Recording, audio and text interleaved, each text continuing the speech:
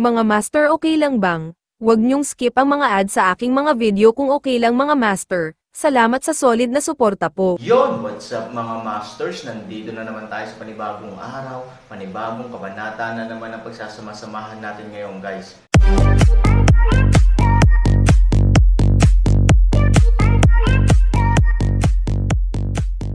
Bali mga masters, kung bago ka pa lang po sa aking YouTube channel, please click the subscribe button, lalong-lalo na po yung notification bell, guys, para maging connected pa rin tayo sa isa't isa at maging updated kayo sa mga susunod ko pang video. Bali mga masters, bago natin umpisahan ng kwento ay mag-shoutout po muna tayo para sa mga solid nating tagapakinig. Shoutout kay Rompino JR at shoutout kay Norlisa Suga. Shoutout kay Song Lyrics. Shoutout kay RB Tuya. Yun na nga mga masters, no? Bali hindi na ito patagalin. In 3, 2, 1, let's go! Mga masters, 3 video po araw-araw ang i-upload natin. Ang bagong yugto ni Daryl sa Storytelling Channel sa YouTube mapapakinggan.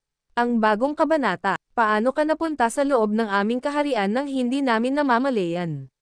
Sabi ni Pinunong Benj. At Brother Chester, bakit ka natawa? Tanong ni Pinunong Benj sa pagtataka. Oo, hindi napapansin ni Pinunong Benj na si Dax ay biglang nawala dahil sa pagkagulat nito. Si Chester ay patuloy sa pagtawa na halos ito ay halos matamba sa kanyang pagkakaupo. Maya-maya si Dax ay nagsalita. Huwag ka na tumanggi pa. Halika, tumungo tayo sa iyong silid at ikaw ay aking papaligayahin. Hinahawakan ni Dax ang kamay ni Pinunong Benj. At si Pinunong Benj ay wala nang nagawa. Ito ay nadala na din sa kanyang nakikita. Oo, si Dax ngayon ay nagtataglay ng sobrang gandang itsura at ang hubog ng katawan nito ay sobrang kaakit-akit. Kaya ganto na lang ang pagkamangha din ni Pinunong Benj sa kanyang nakikita. Nang mapansin ni Dax na si Pinunong Benj ay kanya na nakwa. Ito ay labis na tumatawa sa kanyang isip. Hahaha, mahilig din pala sa magandang babae ang pinuno ng mga barbarian. Hindi na siya nakatanggi pa sa aking paghawak. Maya-maya hindi na nakatiis si Chester sa pagtawa at ito ay nagsalita. Tama na, ako ay mamatay kakatawa. Kapatid Dax, tigilan mo na yan. Hahaha, sa mga oras na ito labis ang pagtawa ni Chester. At nang marinig ni Pinunong Benj na tinawag ni Chester ang babaeng nasa harap niya at ito ay nakahawak pa sa kanya. Na Dax, siya ay bumalik sa kanyang ulirat. At mabilis itong inalis ang kamay ni Dax sa kanya. Ano, tinawag mo siyang Brother Dax? At maya-maya tumingin si Pinunong Benj sa kinauupuan ni Dax kanina. Ngunit hindi niya ito nakita. At siya ay napamura sa kanyang isip at ito ay nagsalita agad. Huwag mo sabihin ang magandang babae na sa ating harapan, Brother Chester, ay si Brother Dax. Sabi ni Pinunong Benj sa malakas na tono na sobrang pagtataka.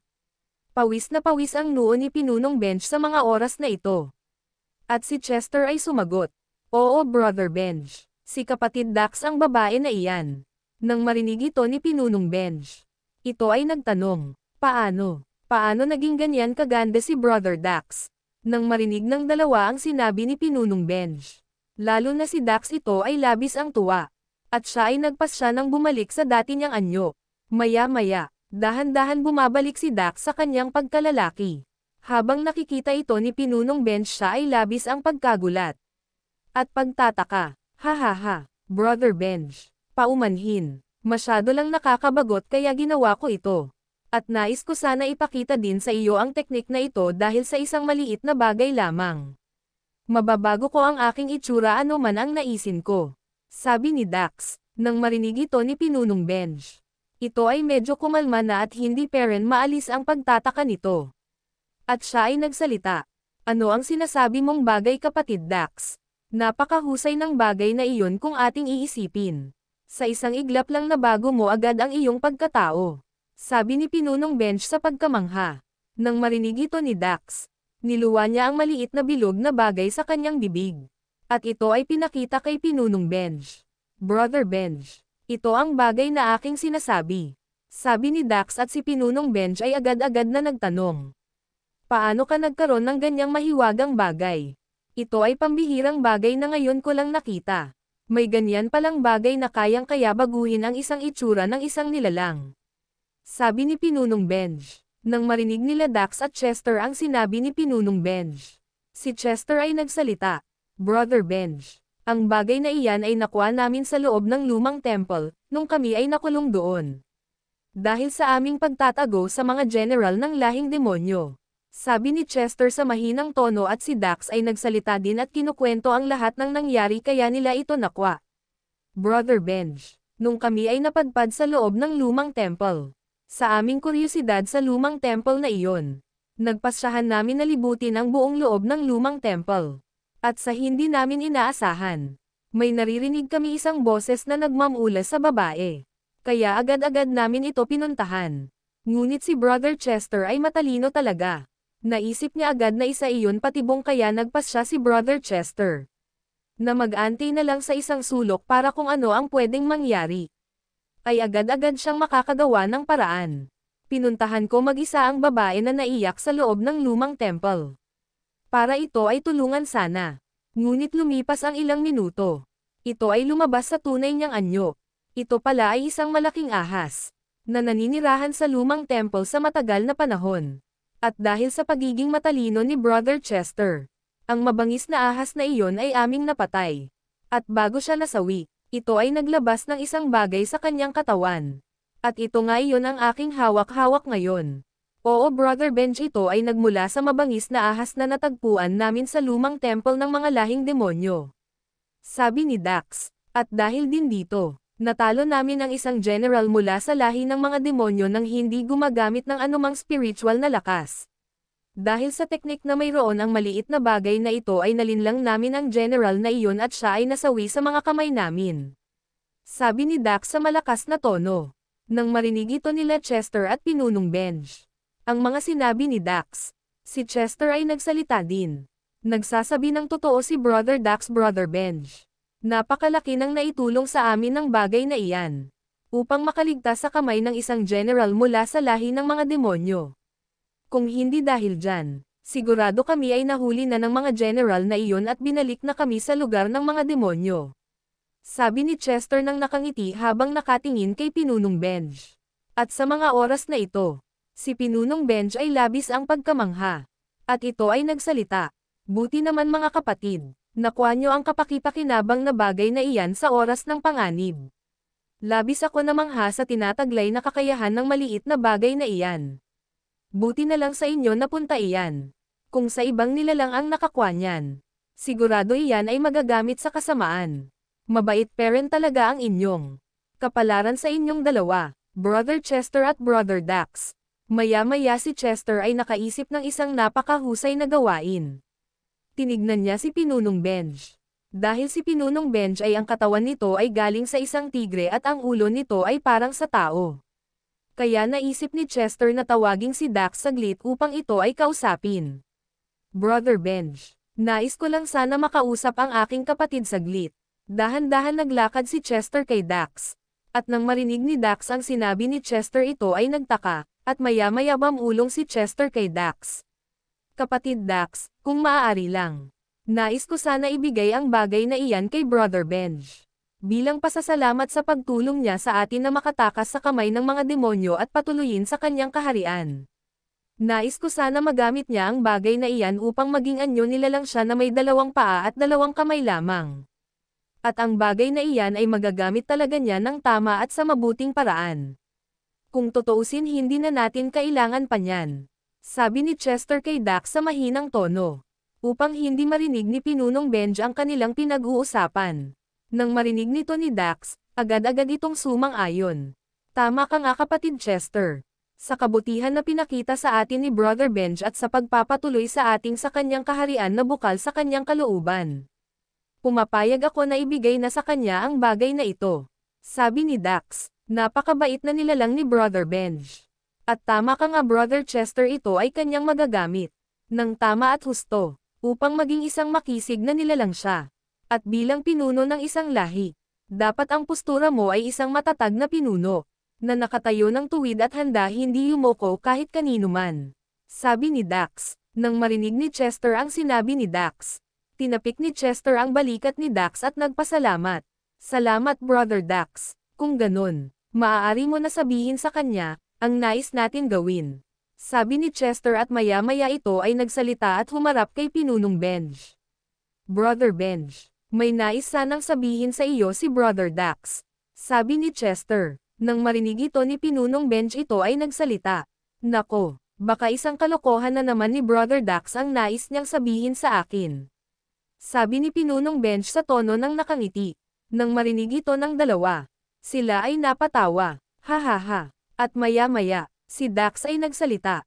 Brother Benj, seryoso hindi kalokohan ang nais kong sabihin sa iyo ngayon. Nais sana namin ni Brother Chester na ibigay na lang sa iyo ang bagay na ito. Bilang pasasalamat namin, sa pagtanggap mo sa amin sa inyong kaharian. Kung hindi dahil sa iyo, sigurado kami ay pag-alagala parent kung saan-saan.